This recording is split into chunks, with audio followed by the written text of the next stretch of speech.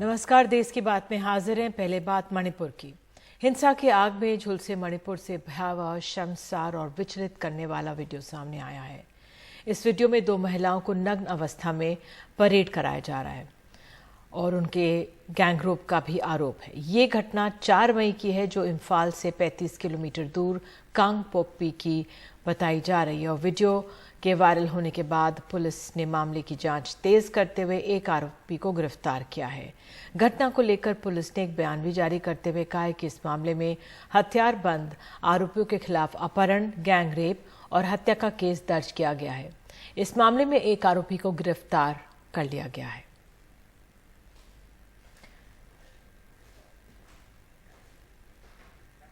और मणिपुर के वीडियो पर सुप्रीम कोर्ट के मुख्य न्यायाधीश ने गंभीर चिंता जताई है। चीफ जस्टिस ने कहा है कि वीडियो देखकर हम बेहद परेशान हैं। दोषियों के खिलाफ कड़ी कार्रवाई हो। सुप्रीम कोर्ट ने केंद्र से जवाब भी मांगा है। बताएं कि केंद्र और राज्य सरकार ने क्या किया। मणिपुर पे अगले शुक्रवार को सुप्रीम कोर्ट में सुनवाई है। संवैधानिक लोकतंत्र में ये स्वीकार नहीं है, चीफ जस्टिस ऑफ इंडिया ने कहा है।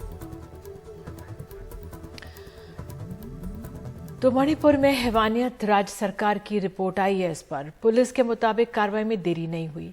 32 साल का एक आरोपी गिरफ्तार कर लिया गया है। वीडियो से आरोपी हीरदास की पहचान हुई है। हरी टी-शर्ट पहने था। बाकी आरोपियों की पहचान की कोशिश जारी है। 10 से ज्यादा टीमें लगी हैं। घटना 4 मई 2023 की है। पीड़ित 15 दिन बाद पुलिस के पास पहुंची थी। घटना एक जिले की है, केस दूसरे जिले में दर्ज है। 0 एफआईआर 18 मई को दर्ज है, फिर 21 जून को नियमित एफआईआर दर्ज है। और हमारे सहयोगी रतनदीप चौधरी हमारे साथ मौजूद है। रतनदीप, इस मामले में अपडेट क्या है? हालांकि देरी पर देरी होती गई, 15 दिन बाद भी अगर एफआईआर दर्ज कराई गई तो अब जाकर, जब कल से वीडियो वायरल हुआ है, तब जाके किसी शख्स की गिरफ्तारी हुई है। बहरहाल, वहां से क्या अपडेट? देखिए, जो पुलिस के सूत्रों के मुताबिक हमें खबर लग रही है कि वहाँ पे एक शख्स का अरेस्ट हो चुका है, जो कि उस वीडियो में देखा जा रहा है। और खबर ये भी आ रही है कि जो बाकी वहाँ पे 9 से 10 लोगों की शिनाख्त हो चुकी है, जो वो वीडियो में है। इन लोगों को पकड़ने के लिए 10 से 12 टीम पुलिस की अब लगी हुई है। पूरा जो इम्फाल वैली इलाका है उसमें छाए हुए हैं। 5 से 7 ज़िलों में ये ऑपरेशन चल रहा है। सर्च ऑपरेशन, कोम्बिंग ऑपरेशन चल रहा है इन लोगों को पकड़ने के लिए। और पुलिस के कुछ सीनियर अधिकारियों से जो हमारी बात हुई, अनऑफिशियली वो ये कह रहे हैं कि आज शाम, देर शाम और रात तक और भी कुछ सफलता उनको मिल सकती है और भी कुछ आरोपी उनकी हिरासत में आ सकते हैं। मगर अभी भी पुलिस ने ऑफिशियली इस बारे में कुछ नहीं कहा है। कोई ऑफिशियल स्टेटमेंट, कल एक ट्वीट आया था, इसके बाद नया कोई ट्वीट के नहीं आया है। राज्य के मुख्यमंत्री ने सीधे तौर से ये कहा है कि किसी को बख्शा नहीं जाएगा। हर एक अपराधी को वो पकड़ने की कोशिश कर रहे हैं, एविडेंस जुगाड़ कर रहे हैं। एविडेंस, सबसे बड़ा एविडेंस वो वीडियो है और इसके बाद कार्रवाई की जाएगी। मगर सबसे बड़ी बात ये है कि 4 मई को ये घटना घटी और इसके बाद 18 मई को ये जो पीड़िता हैं दोनों, ये वहाँ पे जाके उन्होंने एक 0 एफआईआर किया, क्योंकि जिस ज़िले में ये घटना घटी उस ज़िले में वो लोग नहीं थे। दूसरे ज़िले में वो एक सेफ़ जगह पे वो लोग थे और वहाँ पे जो नियरेस्ट पुलिस स्टेशन है वहाँ पे उन्होंने ये एफआईआर दर्ज करवाया, 0 एफआईआर। इसको ट्रांसफ़र हुआ जिस इलाके में ये घटना घटी। हाईरॉक कॉन्स्टिट्यूंसी में है ये इम्फाल वैली का नोंगपोक सेकमाई पुलिस स्टेशन।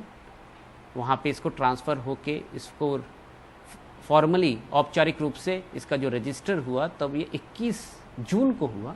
और अब जुलाई का महीना चल रहा है और जुलाई के 20 तारीख, मतलब कि और एक महीना बीत गया। जब वीडियो निकला तब जाके ये एक्शन हुआ है। और पुलिस के अधिकारियों से जब हमने बात की कि इतना देर क्यों लगा, पुलिस का मानना है कि ये इतना देर इसलिए लगा है क्योंकि जो परिस्थितियाँ, जिन परिस्थितियों में मणिपुर गुजर रहा है, इन परिस्थितियों में पहले तो जो पीड़िता है उनको बहुत समय लगा आके कंप्लेन दर्ज करवाने में, और इसके बाद पुलिस को भी, पुलिस का जो मेन टास्क था वो था लॉ एंड ऑर्डर मेंटेन करना, और हर दिन वारदात हो रही थी और पुलिस के ऊपर भी प्रेशर क्रिएट हो रहा था। ये पुलिस का दावा है, ये पुलिस की सफाई है कि जैसे बहुत सारे इलाके में पुलिस स्टेशन पे हमला हुआ, आर्मरी लूट हुई, उस सिचुएशन में ज़ीरो एफआईआर जो है उसको उसकी तहकीकात करना थोड़ा उसमें उनको असुविधा हो रही थी या फिर डिले हो रही थी, क्योंकि उनका प्रायोरिटी था जो हिंसा हो रही है उसको रोकना। और सबसे बड़ी बात एक पुलिस के अधिकारियों ने ये भी बताया कि हमारे पास एविडेंस नहीं है, क्योंकि वो एफआईआर में किसी का नाम दर्ज नहीं था। मगर इसके साथ साथ एफआईआर में एक बहुत महत्वपूर्ण आरोप लगाया है पीड़िता ने कि एक पुलिस की पार्टी उनको रेस्क्यू करके लेके जा रही थी, मगर उनसे ही छीन के उनको लेके गए जो मॉब था। मॉब बहुत बड़ा था, 800 to 1000 पीपल। तो पुलिस की निगरानी में वो थे और वहाँ पे उनको छीन के लेके गए। तो पुलिस को पता था कि ये ऐसा इंसिडेंट हुआ है, और पता होने के बावजूद पुलिस ने कार्रवाई नहीं की। क्यों नहीं की, इसका सफाई पुलिस को देना पड़ेगा। मगर इसके पहले भी मणिपुर में ऐसी घटना घटी है, जबकि एक बच्चा जिसको गोली लगी थी उसके माँ के साथ पहले असम राइफल्स ने उनको रेस्क्यू किया था। ये रिपोर्ट भी हमने कवर किया था। और उन लोगों को जब इम्फॉल ला रहे थे तो वो बच्चा, उसकी माँ और उसके माँ की एक जो सहेली है, उनको एक अफवाह फैलाई गई कि एम्बुलेंस में एक समुदाय के लोग जा रहे हैं, तो दूसरे समुदाय के लोगों ने उस एम्बुलेंस को घेर लिया। पुलिस एस्कॉर्ट के बीच वो एम्बुलेंस था, पुलिस आउटनंबर हो गई और उनके सामने एम्बुलेंस को जला दिया। ऐसी घटना घटी है। तो इसके बाद ये घटना घटी है, और ये जो घटना घटी है 4 तारीख को, इसका भी एक बैकड्रॉप है। इसके पहले जो 3 तारीख शाम से जो वायलेंस शुरू हुआ था चुराचांदपुर से, और चुराचांदपुर और बिष्णुपुर के जो बॉर्डर एरियाज में 4 तारीख तक जब ये घटना घटी, तब तक मणिपुर के बहुत सारे इलाकों में अटैक और काउंटर अटैक दोनों तरफ से चल रहे थे। इसके साथ साथ इंटरनेट तो बंद हो गया था, मगर र्यूमर मॉन्गरिंग भी बहुत ज़्यादा थी, बहुत ज़्यादा अफवाह थी। एक अफवाह ये भी थी कि जो दूसरी कम्युनिटी है जो वैली एरिया में रहते हैं, उस कम्युनिटी के कुछ औरत चुराचांदपुर में कुछ महिलाओं को, उस कम्युनिटी के कुछ महिलाओं को जो चुराचांदपुर और हिल्स एरिया में जो ट्राइबल कम्युनिटी रहते हैं, उनके द्वारा उनको भी टॉर्चर किया गया। ऐसी अफवाह भी फैला हुआ था। तो अफवाह और इसके बाद जिस तरह से मॉब वायलेंस हुआ है और उसमें पुलिस का जो एक्शन, लेट एक्शन होना, इन सब चीज़ों के ऊपर जांच होनी बहुत ज़रूरी है। बिल्कुल, आपने जानकारी दी, आप नज़र बनाए रखे रतनदीप। बहुत ही दुखद और भयावह स्थिति है वहाँ पर। और अब आइए देश की बात में आगे बढ़ते हैं। तो 4 मई को लगातार ये सवाल उठ रहा है कि देरी क्यों हुई। तो 4 मई का जो वीडियो बताया जा रहा है, प्रशासन पुलिस हरकत में आई है अब जाकर, क्या रहा होगा, क्या परिस्थिति रही है, क्यों ये देरी हो रही है, बता रही है हमारी सहयोगी नीता शर्मा। मणिपुर सरकार ने जो 2 औरतें जिनके साथ बदसलूकी की गई है मणिपुर में, उसको लेकर एक रिपोर्ट केंद्रीय गृह मंत्रालय को सौंपी है। उसमें उन्होंने बताया है कि एक शख्स की उन्होंने पहचान कर ली है और उसे गिरफ्तार कर लिया है। वो है 32 साल का हीरा दास। इसके अलावा मणिपुर सरकार जो है वो फेशियल रिकग्निशन टेक्नोलॉजी का इस्तेमाल कर रही है, ताकि बाकी के जो लोग उस वीडियो में जो वायरल हुआ देखे जा सकते हैं, उनकी पहचान कर सके। ये तत्परता मणिपुर सरकार ने तब दिखाई जब केंद्रीय गृह मंत्री अमित शाह ने वहां के मुख्यमंत्री बीरेन्द्र सिंह से बात की और पूछा कि ये वीडियो वायरल हो रहा है, क्योंकि हमने अक्सर देखा है कि जब इस तरह के मॉब वायलेंस के केसेस होते हैं, उनमें महिलाएं और जो बच्चे हैं उन पे ज्यादा बर्बरता जो है वो होती है, और ज्यादातर देखा है कि आरोपी जो हैं वो बच निकलते हैं। इसे लेकर केंद्रीय गृह मंत्री ने आदेश दिए मुख्यमंत्री को कि इस तरह नहीं होना चाहिए और जो आरोपी हैं उनके खिलाफ सख्त कार्रवाई जो है वो की जानी चाहिए। एनडीटीवी ने उस एफआईआर को भी एक्सेस किया, जिसमें साफ तौर पर लिखा हुआ है कि जो किस्सा है ये 4 मई को हुआ था एक डिस्ट्रिक्ट में, लेकिन ये जो एफआईआर है वो दूसरे डिस्ट्रिक्ट में रजिस्टर की गई थी, कांगपोकपी में। ये मणिपुर पुलिस का कहना है। उनका कहना है कि देर इसलिए हुई क्योंकि 15 दिन 14 से 15 दिन तक जो लड़कियां हैं, जो महिलाएं हैं, वो पुलिस तक पहुंची ही नहीं। तभी ये जो एफआईआर है 18 मई को जाकर दर्ज हुई। ये 0 एफआईआर थी जो कांगपोकपी में रजिस्टर की गई थी। उसके बाद ये जांच चलती रही और अब ये रेगुलर जो एफआईआर है उसे 19 जून को दर्ज किया गया है दूसरे पुलिस स्टेशन में। तो इसे लेकर सवाल किए जा रहे हैं, जिसके ऊपर केंद्र सरकार का ये दलील है कि जब वहां पर वायलेंस शुरू हुआ था तो जो रिलीफ और रेस्क्यू ऑपरेशंस वहां पर चल रहे थे उसके ऊपर फोकस था। इसके चलते जो इन्वेस्टिगेशंस हैं वो इतनी तेजी नहीं पकड़ पाई, लेकिन अब इस इन्वेस्टिगेशन में काफी तेजी आई है। साथ में उन्होंने ये भी हवाला दिया कि हाल फिलहाल में जो मणिपुर की जो कानून व्यवस्था की जो स्थिति है वो काफी बेहतर हुई है। उन्होंने 3 इंस्टेंसेस भी दिए, जैसे कि एक नागालैंड बहुल की एक महिला थी जिनका मर्डर हुआ था, उस केस में पुलिस ने जो है वो गिरफ्तारियां कर ली हैं। यही नहीं, एक इम्फाल में ट्रक बर्निंग इंसिडेंट हुआ था, उसमें भी 20 के लगभग जो लोग हैं वो गिरफ्तार किए जा चुके हैं। साथ में एक आईपीएस ऑफिसर के ऊपर 2 दिन पहले हमला हुआ था, उसमें भी 30 लोग जो हैं वो गिरफ्तार किए जा चुके हैं। यानी जो कानून व्यवस्था की स्थिति वहां पे चरमरा गई थी उसे वापस पटरी में लाने की जो कोशिश है वो की जा रही है। साथ में जो दोनों समुदाय हैं उनके बीच में बफर जोन्स जो हैं वो भी क्रिएट कर दी गई हैं ताकि वो आपस में भिड़े नहीं। जो पुलिस वालों के जो लेकर जो सवाल किए जा रहे हैं पुलिस वालों के काम करने के ऊपर, तो इसके ऊपर सीनियर ऑफिसर्स की ये दलील है कि पुलिस का तबका भी समाज से ही निकल कर आता है। तो ऐसे में उनसे अगर ये उम्मीद की जाए कि वो बिल्कुल निष्पक्ष होकर काम करेंगे तो ऐसा पिछले दिनों में नहीं हुआ। बहरहाल केंद्र सरकार ने अब काफी फोर्स वहां पर भेजी हुई है। अब यह माना जा रहा है कि वहां पर स्थिति बेहतर है, लेकिन यहां दिल्ली में इस मामले को लेकर काफी हंगामा हुआ और सुप्रीम कोर्ट ने भी इस मामले पे कई सवाल जो हैं वो केंद्र सरकार से किए हैं। नई दिल्ली से नीता शर्मा, एनडीटीवी इंडिया के लिए। और संसद के मॉनसून सत्र का आज पहला दिन था, लेकिन मणिपुर के भयावह वीडियो पर हंगामे के चलते कल तक के लिए स्थगित हो गया। प्रधानमंत्री ने ये घटना को सभ्य समाज के लिए शर्मनाक बताया। 140 करोड़ भारतीयों पर घटना इससे शर्मसार हुई है। वहीं विपक्ष ने सरकार पर तीखे सवाल खड़े किए। और मैं देशवासियों को विश्वास दिलाना चाहता हूं, किसी भी गुनहगार को बख्शा नहीं जाएगा। कानून अपनी पूरी शक्ति से, पूरी सख्ती से एक के बाद एक कदम उठाएगा।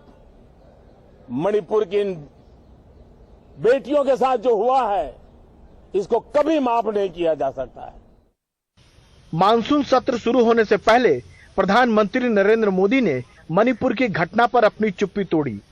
वायरल वीडियो को लेकर पीएम मोदी ने कहा कि राज्यों को अपनी कानून व्यवस्था को मजबूत करना चाहिए ताकि ऐसी घटनाएं दोबारा न हो। मणिपुर की जो घटना सामने आई है किसी भी सभ्य समाज के लिए ये शर्मसार करने वाली घटना है। मैं सभी मुख्यमंत्रियों से आग्रह करता हूं कि वे अपने राज्य में कानून व्यवस्थाओं को और मजबूत करें, खास करके हमारी माताओं बहनों की रक्षा के लिए कठोर से कठोर कदम उठाएं। Please take your seat.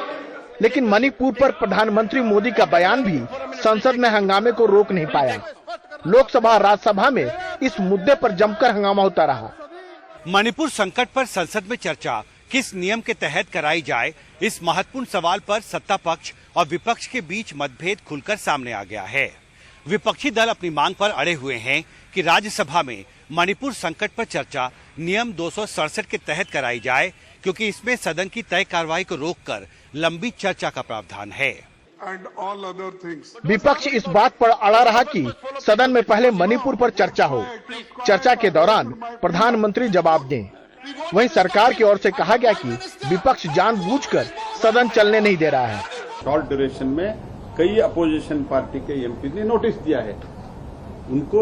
उनके मन में यह था कि 176 में भी हम चर्चा के लिए तैयार नहीं होंगे। जब हम तुरंत चर्चा के लिए तैयार होंगे तब उनके मन में आए कि अभी और एक बहाना ढूंढेंगे और सदन का कार्रवाई को हम रोक देंगे। This is their attitude. विपक्ष जो मांग रहे हैं कि प्रधानमंत्री जो माध्यमों के लिए बात करने के लिए तैयार था कि वो सांसद पे आए, जो इस विषय का मंच है, और यहाँ आके वो खुद कम से कम उसकी प्रेजेंस तो होना चाहिए, वो वहाँ बैठना चाहिए, सुनना चाहिए अल्टीमेट जिम्मेदारी उनकी ही तो है।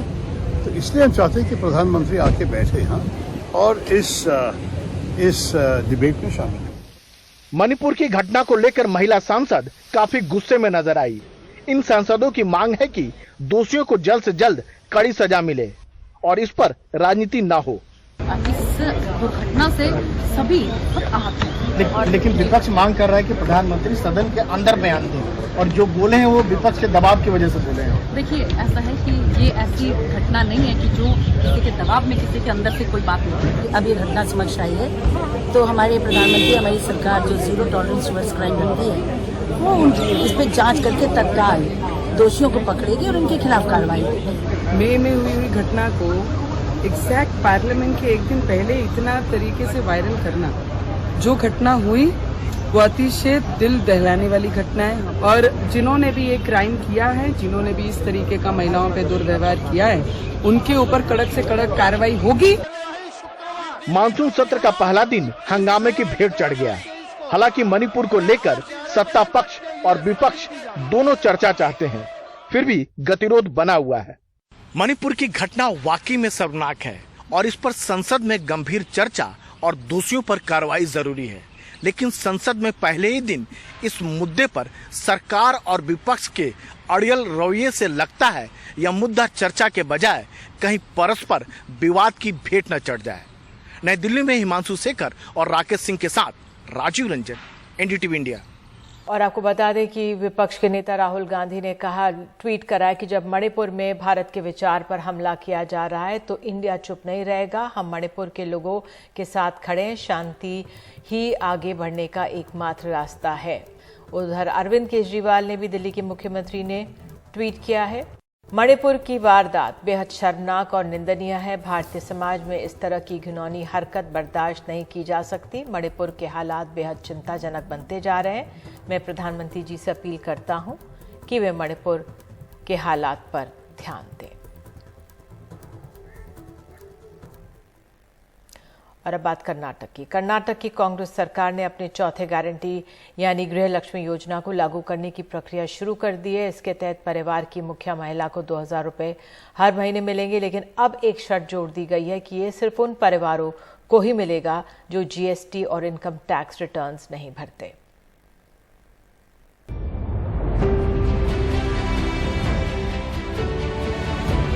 गृह लक्ष्मी योजना यानी एपीएल और बीपीएल परिवारों की महिला मुखिया को हर महीने 2000 रुपए। ये रकम 15 अगस्त से बैंक खाते में जाएगी। इसके लिए रजिस्ट्रेशन होने लगा है और जो महिलाएं प्रक्रिया समझ नहीं पा रही उन्हें बैंगलोर वन जैसी संस्थाएं मदद दे रही है। नहीं तो हमको भी काम करने के लिए होता है। प्रेम कुमारी के 4 बच्चे हैं और पति ऑटो चलाते हैं। 2000 रुपए हर महीने पाने के लिए उनके जैसी तमाम महिलाएं रजिस्ट्रेशन केंद्रों पर पहुंच रही हैं। हमको गृह लक्ष्मी आई है, हमारा घर में 4 बच्चे हैं, हमको भी थोड़ा सरकार में ऐसे देने तो हमको भी काम करने के लिए होता है। बच्चे के लिए थोड़ा थोड़ा काम को, स्कूल को कुछ देना होता है। कांग्रेस ने वादा किया था कि राज्य के हर परिवार की महिला मुखिया को 2-2 हजार रुपए हर महीने मिलेंगे, लेकिन अब कुछ शर्तें जोड़ दी गई। वो परिवार इस योजना का लाभ नहीं उठा सकते हैं जो आयकर या जीएसटी भरते हों। गरीबी रेखा के नीचे या ऊपर रहने वाले परिवार इस योजना का फायदा ले सकते हैं। साथ ही अंत्योदय कार्ड होल्डर भी इस स्कीम के तहत आएंगे। लेकिन बीजेपी को लगता है कि योजनाओं के लिए तकरीबन 58,000 करोड़ रुपए जुटाना कांग्रेस सरकार के लिए संभव नहीं। It is next to impossible to mobilize such amount. They are saying. Honestly, I feel this will go on till parliament election. इससे कम हमारे कर्नाटक में 1,28,00,000 families are going to benefit out of it. गृह लक्ष्मी योजना से घरों में लक्ष्मी तो आएगी, लेकिन आखिर कब तक? यह सवाल बीजेपी उठा रही है, क्योंकि वादों को लागू करते वक्त अब कांग्रेस सरकार इसमें शर्तें जोड़ रही है। ऐसे में कांग्रेस की सिद्धरामैया सरकार के वादों और इरादों को लेकर आम लोग भी असमंजस में हैं। बेंगलुरु से कैमरामैन गोविंद मूर्ति के साथ निहाल खिदवई, एनडीटीवी इंडिया।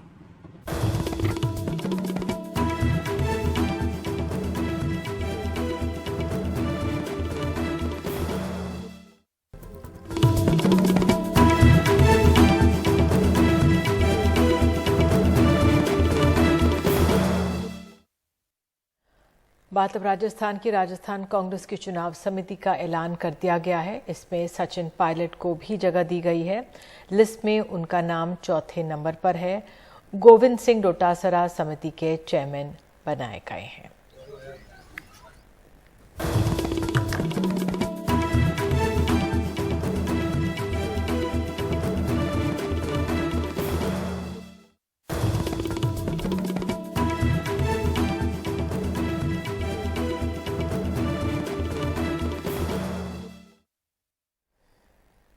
बुधवार रात महाराष्ट्र के रायगढ़ जिले स्थित खालापुर इलाके के ईशालवाड़ी गांव में एक भूस्खलन में पूरा गांव मलबे में दब गया।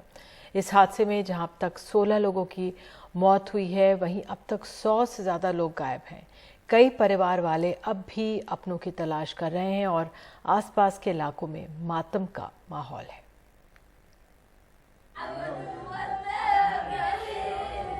खालापुर इलाके में नमरेशवाड़ी गांव के इस राहत शिविर में हर किसी की आंखें नम हैं। कई लोगों के घर पूरी तरह से बर्बाद हो चुके हैं। घर के सदस्य गायब हैं। लोग अपनों का इंतजार कर रहे हैं।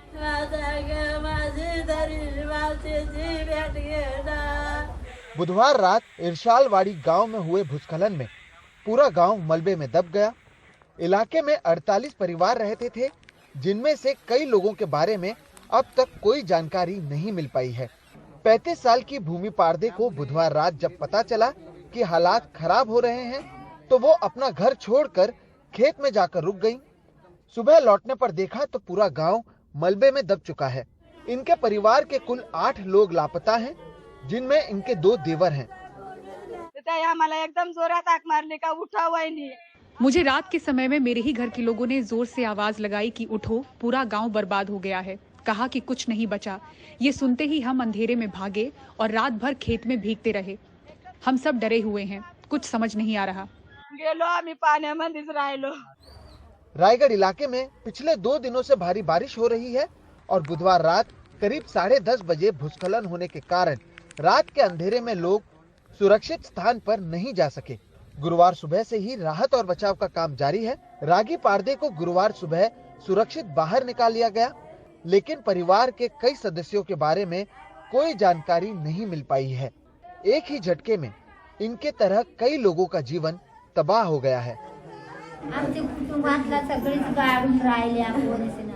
मेरे परिवार के सभी लोग मिट्टी में दबे हुए हैं, कोई नहीं बचा है।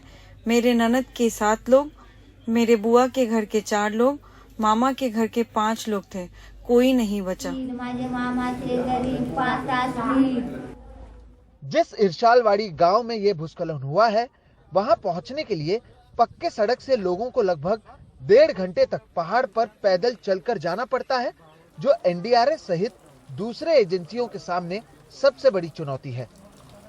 गांव का जो ज्योग्राफिकल आप देखेंगे तो सिचुएशन, तो वहाँ से कुछ जो नागरिक है वो मेन रोड वो पहाड़ से आके नीचे जब तक वो इन्फॉर्म करते तब तक तकरीबन 1 से सवा घंटा लग जाता है। और जब उन्होंने 12, सवा 12, साढ़े 12 बजे लोकलाइट्स यहाँ के जो है एडमिनिस्ट्रेशन है उनको जब संपर्क किया, तो उसके बाद तकरीबन 15-20 मिनट में ही यहाँ पे जो लोकल अथॉरिटीज़ है, एडमिनिस्ट्रेशन है और जो लोकल रेस्क्यू टीम्स है वो यहाँ पे आए। उन्होंने रेस्क्यू ऑपरेशन की तकरीबन 12:30-1 बजे शुरुआत की, लेकिन बारिश ज़्यादा होने के कारण और अंधेरा होने के कारण जो रेस्क्यू ऑपरेशन है वो थोड़ा धीमा था। रात को एनडीआरएफ की जो टीम्स है तकरीबन 3-3:30 बजे रात के वो पहुँची। अंधेरा होने की वजह से ज़्यादा स्पीडीली वो रेस्क्यू ऑपरेशन नहीं कर पाए थे। मशीनरी नहीं पहुंच रही है और मैंने अभी बताया बारिश भी है और मैनुअली सब करना पड़ रहा है। ये देखा कि मैन पावर भी काफ़ी यहाँ पर मौजूद है, लेकिन ये बारिश है और हेलीकॉप्टर भी नहीं आ सकता है। मैंने अभी कहा कि केंद्रीय गृह मंत्री जी है उन्होंने वो भी सुविधा जो है वो देने के लिए कहा है, लेकिन मौसम खराब है। रुक रुक कर होने वाली भारी बारिश राहत और बचाव के काम में बाधा बन रही है। हादसे के कई घंटों बाद भी ऐसे कई हैं जिनके बारे में अब तक कोई जानकारी नहीं मिल पाई है और धीरे धीरे अब उनके परिवार वालों की उम्मीदें भी टूट रही हैं। रायगढ़ से कैमरा पर्सन प्रवीण जिरोहित के साथ सोहित मिश्रा, एनडीटीवी इंडिया। दिल्ली में करंट लगने से एक हादसे की खबर है। आपको बता दें, दिल्ली के रोहिणी में जिम में ट्रेडमिल में करंट दौड़ गया। रोहिणी सेक्टर 19 निवासी सक्षम पृथ्वी नाम के युवक की मौत हो गई है। वर्कआउट करते वक्त ट्रेडमिल में करंट था। एफआईआर के बाद आरोपी जिम संचालक अनुभव दुग्गल गिरफ्तार हो गया है। मंगलवार सुबह हादसा हुआ है। पोस्टमार्टम रिपोर्ट के बाद कार्रवाई हुई है। मृतक सक्षम पृथ्वी गुरुग्राम की एक कंपनी में काम करते थे।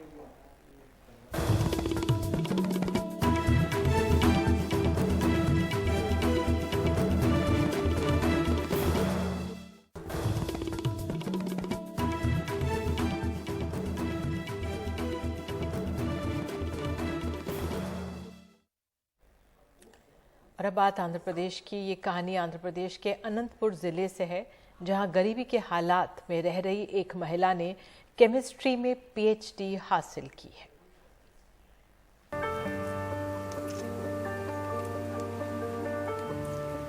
दिहाड़ी खेत मजदूर से केमिस्ट्री में डॉक्टरेट। ये कहानी 35 साल की भारती की है। अब डॉक्टर भारती की। मैं बहुत खुश हूँ कि मेरा सपना पूरा हो गया है। आज मुझे केमिस्ट्री में पीएचडी मिल गई है। परिवार के 3 बच्चों में सबसे बड़ी भारती की शादी 12वीं पास करते ही कर दी गई थी। अब उनकी बेटी 11 साल की है। जिंदगी बड़ी कठिन थी, लेकिन भारती के हौसलों में कोई कमी नहीं आई। पति ने भी पूरा साथ दिया। अपने परिवार की मदद के लिए मैंने खेतों में काम किया। कॉलेज जाने के लिए कभी मैं पैदल चली तो कभी बसों से। जिंदगी बहुत आसान नहीं थी, लेकिन मेरे पति हमेशा मेरे साथ रहे। भारती अब उसी कॉलेज में प्रोफेसर बनने की उम्मीद कर रही हैं, जिसमें उनको ऊंची पढ़ाई का सपना पूरा करने के लिए हौसला दिया गया। अनंतपुर से उमा सुधीर की रिपोर्ट, एनडीटीवी इंडिया।